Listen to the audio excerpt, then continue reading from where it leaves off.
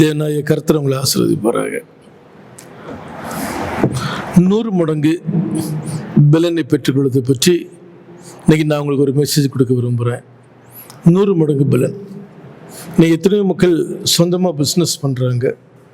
அவங்க என்ன சொல்கிறாங்கன்னு சொன்னால், போட்டதும் கிடைக்கிறதும் ஒரே மாதிரி இருக்குங்கிறாங்க. சிலவங்க கொஞ்சம் எனக்கு ப்ராஃபிட் வருதுங்கிறாங்க, சிலவங்க சுத்தமாக லாஸுங்கிறாங்க. கிறிஸ்தவ வாழ்க்கையில் ஆக்சுவலாக நீங்கள் 100 மடங்கு பலனை பெற்றுக்கொள்ள வேண்டும் என்றால் புதிய ஏற்பாட்டில் இயேசு கிறிஸ்து நல்ல ஒரு நடைமுறையை சொல்லி கொடுத்துருக்கிறாரு. வாசிக்கிறேன், கேளுங்க. மத்தேயு எழுதிய சுவிசேஷம் 12ஆம் அதிகாரம் 23. நல்ல நிலத்தில் விதைக்கப்பட்டவனோ வசனத்தை கேட்கிறவனும் உணர்வுமாயிருந்து 100ஆகவும் 60ஆகவும் 30ஆகவும் பலன் தருவான் என்றார். இந்த இடத்துல அவரை தேடி வந்த ஜனங்களுக்கு மத்தியில் அவர் விதையை வச்சு சீட்ஸ் வச்சு ஒரு ஊமையை சொல்கிறாரு. முதலாவது 13ஆம் அதிகாரம் மத்தேயு 1 நம்ம 9 வரைக்கும் வசிக்கலாம். இயேசு அன்றைய தினமே வீட்டிலிருந்து புறப்பட்டு போய் கடலோரத்தில் உட்கார்ந்தார். திரளான ஜனங்கள் அவரிடத்தில் கூடி வந்தபடியால் அவர் படவில் ஏறி உட்கார்ந்தார். ஜனங்கள் எல்லோரும் கரையிலே நின்றார்கள். அவர் அநேக விசேஷங்களை ஊமைகளாக அவர்களுக்கு சொன்னார். கேளுங்கள், விதைக்கிறவன் ஒருவன் விதைக்க புறப்பட்டான். அவன் விதைக்கையில் சில விதை வழியருகே விழுந்தது, பறவைகள் வந்து அதை பட்சித்து போட்டது. சில விதை அதிக மண் இல்லாத கற்பாறை இடங்களில் விழுந்தது. மண் ஆழமாக இறந்ததினாலே அது சீக்கிரமாய் முளைத்தது. வெயில் ஏறின போதோ தீந்து போய் வேறில்லாமையால் உலர்ந்து போயிற்று. சில விதை முள் இடங்களில் விழுந்தது, முள் வளர்ந்து அதை நெருக்கி போட்டது. சில விதையோ நல்ல நிலத்தில் விழுந்து சிலது 100ஆகவும் சிலது 60ஆகவும் சிலர் 30ஆகவும் பலன் தந்தது. கேட்கிறதற்கு காதலவன் கேட்கடவன் என்றார். விதையை வச்சு சொல்கிறாரு, எல்லாருக்கும் புரியும்படியாக சொல்கிறாரு. முதலாவது அவர் என்ன சொல்கிறாருன்னா, ஒரு மனுஷன் விதைக்க புறப்பட்டான். போகும்போது சில விதை எங்கே விழுந்துடுச்சு, வழியறையே விழுந்துடுச்சு. பறவைகள் வந்து அதை பட்சித்து போட்டுது. அது நமக்கு தெரியும், விவசாயம் எல்லாருக்குமே தெரியும். அவங்க போகும்போது வயலில் போடுறதுக்காக என்ன செய்வாங்கன்னா, சீட்ஸில் வித்தை கொண்டு போவாங்க. அந்த கோணிப்பே கொஞ்சம் ஓட்டையாக இருந்துன்னு சொன்னால் சில விதை எங்கே விழும், வழியறையே வந்து விழும். அது காங்களும் வந்து சாப்பிடும், குருவிகளும் வந்து சாப்பிடும், சில சமயத்தில் கோழிகள் கூட வந்து சாப்பிடும். இந்த விதை பிரயோஜனம் கிடையாது. அப்போது அது முதலாக சொல்கிறாரு. ஆகவே வழியருக விதைக்கப்பட்ட அந்த விதை என்ன செய்ய கிடையாது, பிரயோஜனம் ஆகாதுன்னு சிம்பிளாக சொல்கிறாரு. அடுத்து சொல்கிறாரு பாருங்க, சில விதை அதிகம் மண் இல்லாத கற்பாறை இடங்களிலே விழுந்தது. மண் ஆழமாக இராததுனாலே அது சீக்கிரமாய் முளைத்தது. வெயில் ஏறின போதோ தீந்து போய் வேறு இல்லாமையால் உலர்ந்து போயிற்று. ஆகவே அதை பற்றி அவர் சொல்கிறாரு. அதிகம் மண் இல்லாத கற்பாறை இடங்களில் விழும்போது மண் ஆழமாக இராததுனால சீக்கிரமாக முளைத்தது. வெயில் ஏறின போதோ தீந்து போய் வேறு இல்லாமல் உலர்ந்து போயிற்று. உங்களுக்கு தெரியும், இப்போ வீட்டில் செடிகள் வளர்க்குறாங்க. வீட்டில் ஆக்சுவலாட்டு தொட்டிலே செடி வளர்க்குறதுக்கும் மண்ணில் செடி வளர்க்குறதுக்கும் ரொம்ப வித்தியாசம் உண்டு. நீங்கள் தொட்டில் செடி வளர்த்திங்கன்னா வேகமாக வளரும், ஈஸியாக சில பூக்கள் வரும். கொஞ்ச நாள் ஆகும்போது அது அப்படியே நிற்கும், ஸ்டக்காகி நிற்கும், அப்புறம் அப்படியே வாட ஆரம்பிச்சிடும். காரணம், வேறு போகிறதுக்கு இடம் கிடையாது. ஆனால் அதே விதை அல்லது இந்த சின்ன சின்ன பூச்செடி கிளைகள் அது நீங்கள் மண்ணில் கொண்டு வச்சிங்கன்னா அவ்வளோ ஸ்பீடாக வளரும் பாருங்கள். காலகாலத்துக்கு அது நிச்சயம் பிரயோஜனம் கொடுத்துக்கிட்டே இருக்கும். நான் சில இடங்களில் பார்க்குறேன், ரோஸ்லாம் அவ்வளோ ஹைட்டாக இருக்குது, அவ்வளோ ஹைட்டாக இருக்குது. காரணம், வேர் சரியானபடி உள்ளே போகும். ஒரு ட்ரிப் நாங்கள் புதுக்கோட்டைக்கு போயிருக்கும்போது என்னுடைய மாமா அவருடைய சொந்த இடத்தையும் எங்களை கூப்பிட்டு போயிருந்தார் காண்பிக்கிறதுக்காக. கல்யாணம் ஆன புதுசில் சில செடிகள், அதாவது என்ன சொல்லுவாங்கன்னு சொன்னால் யூக்காலிப்டஸ்ன்னு சொல்கிறாங்க இல்லைங்களா, அவ்வளோ ஹைட்டாக இருக்குது.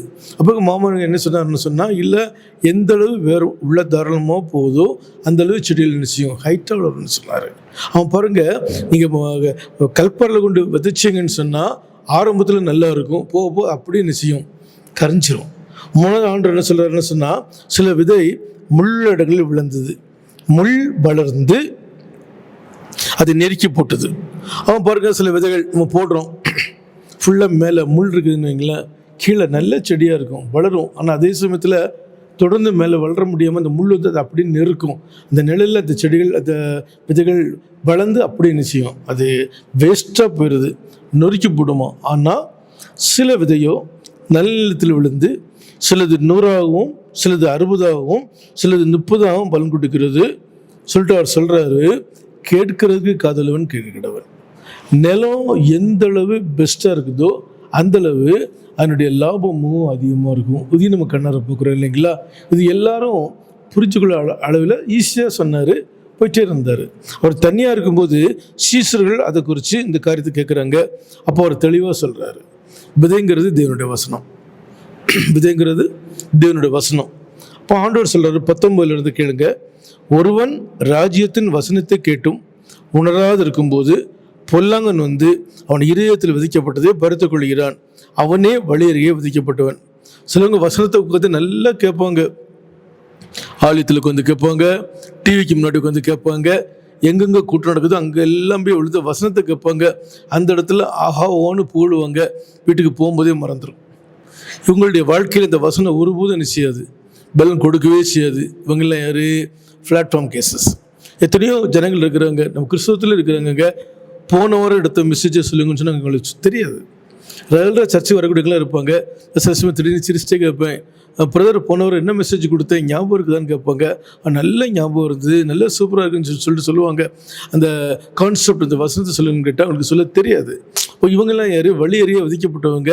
வசனத்தை விதைச்சும் பிரயோஜனமே கிடையாது. அவங்க வாழ்க்கையில் டெவலப்மெண்ட் ஆவிக்குரிய ரீதியிலையும் இருக்காது, உலக பிரகாரமாகவும் இருக்காது.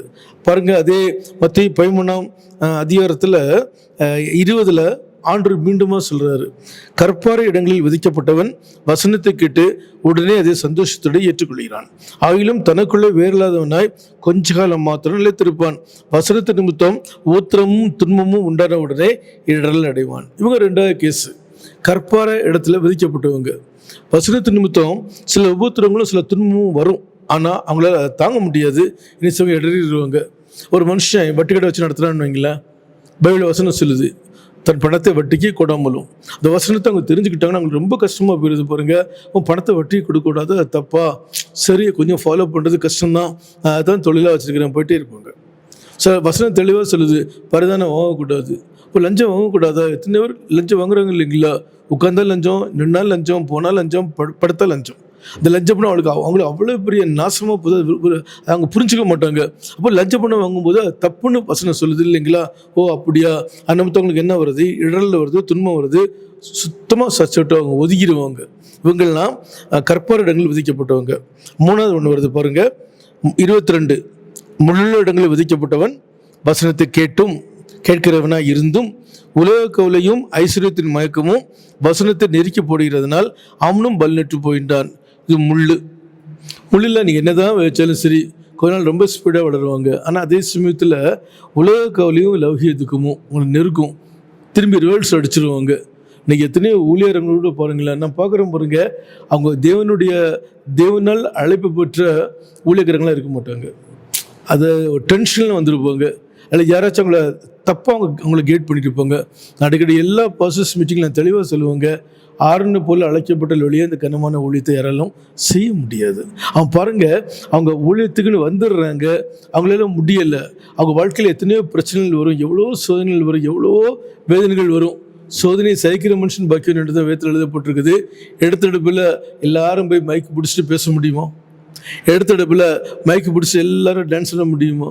இப்போ எடுத்தெடுப்பில் போய் நின்று எல்லாத்துக்கும் ஹீலிங் பவர் கொடுத்து சோ கொடுக்க முடியுமா? வளரணும், அடிமட்டத்திலிருந்து வளரணும். நீங்கள் எந்த அளவு நொறுக்கப்பட்டு ஒடுக்கப்பட்டு வேதனைப்பட்டு இதனுடைய அன்பை ரிசி பார்க்குறீங்களோ அந்த அளவுக்கு பிறகு தான் ஆண்டவங்களை நினைச்சுவார், எடுத்து வல்லமையாக பயன்படுத்துவார். அப்புறம் அப்படி தானே வாழ்க்கையில் எல்லாத்தையும் பாருங்கள், எல்லாம் இருந்தது, குழந்தை இல்லை, எத்தனையோ வருஷம் கஷ்டப்பட்டான், நான் ஆண்டரை கரெக்டாக ஃபாலோ பண்ணான், அவனோட வசனத்தை அப்படியே பிடிச்சிக்கிட்டான், அவன் நினச்சிட்டிக்கிறான் இல்லைங்களா? அதுபோல் தான் பாருங்கள், முள் இடத்துல விதிக்கப்பட்டவங்க வசனத்தை கேட்குறாங்க, உலக கவலையும் ஐஸ்வர்யத்தின் மயக்கமும் வசனத்தை நெருக்கி போட்டோம், டைட்டாக பிடிக்குங்க, இப்படித்தான் பொண்ணு பயில் வசனம் இருக்குது, நீ அப்படி போனால் தான் உனக்கு நல்லது இல்லைங்களா? அப்படி போகட்டால் உங்களுக்கு பிரச்சனை, நீங்கள் உங்களால் என்ன செய்ய முடியாது, கிறிஸ்டியன் லைஃப்பில் நினச்சிக்க முடியாது. கடைசியில் ஆண்டவர் அருமையான வார்த்தையை சொல்கிறாரு, நல்ல நிலத்தில் விதிக்கப்பட்டவனோ வசனத்தை கேட்கிறவனும் உணர்வினமாய் இருந்து 100ஆகவும் 60ஆகவும் 30ஆகவும் பலன் தருவான். வசனத்தை கேட்குறீங்க, அந்த வசனம் உங்களுக்கு ஒரு உணர்வை கொடுக்கணும். உணர்வில்லாத இறுதியும் இருளடையும் என்று வேதத்தில் எழுதப்பட்டிருக்குது. உணர்வில்லாத இந்த ஜனங்கள் சபிக்கப்பட்டவர்கள் என்று வேதத்தில் எழுதப்பட்டிருக்குது. நீ வசனத்தை கேட்டு எந்தளவு உணர்வடைஞ்சு எந்தளவு அந்த வசனத்தினுடைய வாழ்க்கையை நீ கடைபிடிக்கிறியோ அந்தளவு உன்னுடைய வாழ்க்கையில் தேவன் 100 மடங்காகவும் 60 மடங்காகவும் 30 மடங்காகவும் பலன் கொடுப்பார். உங்களுக்கு தெரியும், ஒரு நிலம் இருக்குதுன்னு வைங்களேன், இந்த நிலத்தை முதலாவது ஃபுல்லாக தண்ணீர் பச்சுறாங்க, அப்புறம் உழுகுறாங்க. அதுக்கப்புறம் என்ன செய்கிறாங்கன்னா, முதலாவது கொஞ்சம் விதைகளை போடுறாங்க. அது வளர்ந்துரும்போது பிடிக்க எல்லா இடத்துலையும் பரவாயில்ல நடுறாங்க. வளர்ந்துரும்போது மருந்து அடிக்கிறாங்க. அவ்வளோ இடக்களை எடுக்கிறாங்க. எத்தனையோ உண்டு. இந்த நிலத்தை நல்லா நீங்கள் பயன்படுத்துனீங்கன்னா, நல்லா பண்படுத்துனீங்கன்னா, அந்த நிலம் உங்களுக்கு 100 மடங்கு பலனை கொடுக்கும்.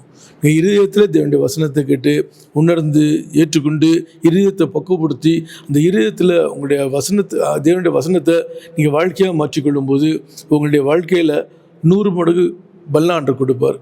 வேதத்தில் ஒரே ஒரு உதாரணம், ஈசாக்கு பழைய ஏற்பாட்டில் அவன் விதைத்தானா தேவன் அவனை ஆசீர்வதித்ததினால் 100 மடங்கு பலனை அவன் பெற்றுக்கொண்டான் வேதத்தில் எழுதப்பட்டிருக்குது. அவர் ஃபார்மர், ஒரு விவசாயி விதைக்கிறான். ஆனால் அவன் தன்னுடைய வாழ்க்கையில் தேவனுடைய வார்த்தையை ஏற்றுக்கொண்டு அப்படியே நடக்கிறதுனால அவன் வாழ்க்கையில் எத்தனை மடங்கு லாபம் கிடைக்குது? 100 மடங்கு. நீங்களும் உங்களுடைய வாழ்க்கையில் அப்படித்தான் 100 மடங்கு பலனை பெற்றுக்கொள்ள வேண்டும் என்றால் வசனத்தை கேளுங்க, வசனத்தை ஏற்றுக்கொள்ளுங்க, வசனத்தை ஃபாலோ பண்ணுங்க. தேவன் உங்களுக்கு 100 மடங்கான ஆசீர்வாதத்தை கொடுப்பார். ஜெபம் பண்ணுவோம். பரிசுத்த பிதாவே, உங்கள் நன்றியோடு துதிக்கிறோம். எங்கள் வசனத்தை கேட்பவர்களாய் மாத்திரமில்லை ஆண்டவரே, உன்னிருந்து எங்களுடைய வாழ்க்கையில் கடைபிடிக்க 100 மடங்கான பலனை பெற்றுக்கொள்ள உதவி செய்யும். இயேசுவின் நாமத்தில் பிதாவே, ஆமென். தேவன் உங்களை ஆசீர்வதிப்பாராக.